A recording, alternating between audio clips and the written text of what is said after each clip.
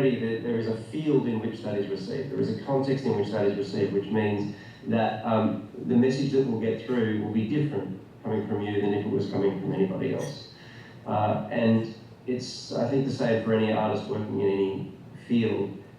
Sometimes you're more or less constrained by your context, but it's still necessarily there. If you're putting on a play that riffs on a particular set of themes, there is a public conversation outside of all of that that ultimately determines the power, the relevance, and in the eyes of the audience, the worth of your work. That is not really a judgment on the inherent worth of the work, but ultimately comes to colour that. And I think it's one of those unfortunate, inescapable things. I guess in some respects, it's looking at trend and sentiment. What is the message that you're putting out there? What are you ultimately putting around it?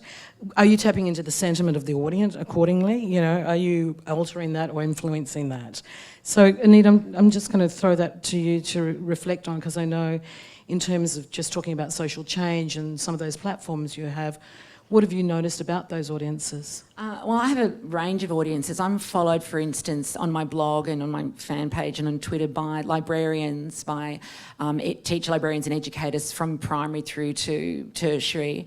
I'm followed by publishers and booksellers and students and just general mob as well. So I'm conscious of, some tweets will be relevant and some posts will be relevant to some audiences.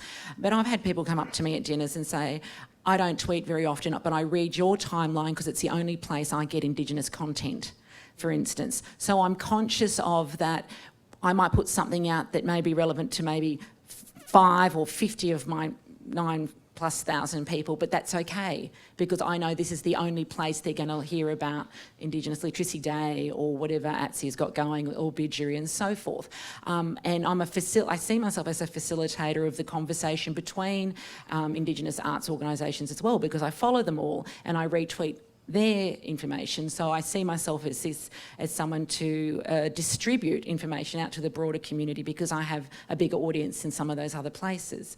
I don't see that this sort of thing will ever end. My day, I have had to teach myself to limit the time to be more, economic in terms of what I put into social media. But again, I get a lot of work out of that as well. So I'll tweet my YouTube, my TEDx, and then I just got a gig in Vienna because somebody had seen the YouTube. Now, YouTube obviously is another form of social media, and you just don't know. That's why I'm always saying to young people, be conscious of what you put in the public domain in social media, because you don't know who's watching it, your future, or may have been your future employer as well.